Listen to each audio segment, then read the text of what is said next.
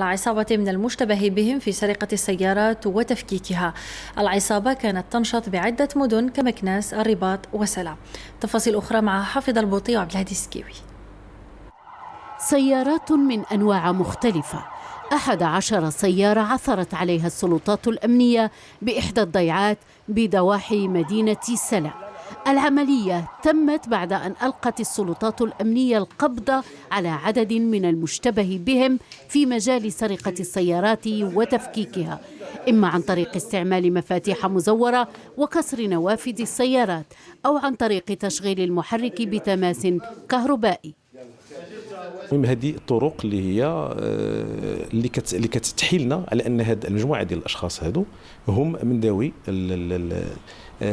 المعرفه بالادوات المرتبطه بالميكانيك او بكهرباء السيارات او الميطاله.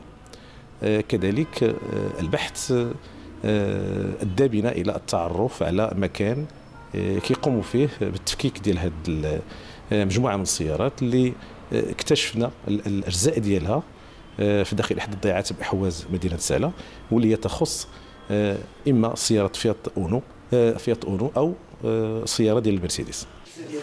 وفقا للسلطات الأمنية كان المشتبه بهم يقومون بسرقة السيارات بكل من مدينة سلا، الرباط، القنيطرة، الخميسات والضواحي. أفراد هذه العصابة الإجرامية جلهم عندهم سوابق قضائية، كذلك عندهم دراية بميكانيك سيارات، بالميطالة، وكذلك بكهرباء سيارات، الشيء اللي كانت يسهل المأمور عليهم باش يستوليوا على هذه السيارات بدقة وبسرعة. عملية القبض على المشتبه بهم تمت بتنسيق تام بين مديرية الشرطة القضائية والنيابة العامة.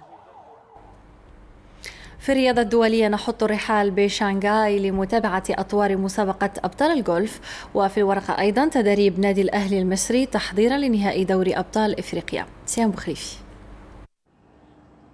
ضمن منافسات دوري أبطال الجولف المقامة حاليا بالصين، سجل الإيرلندي شمال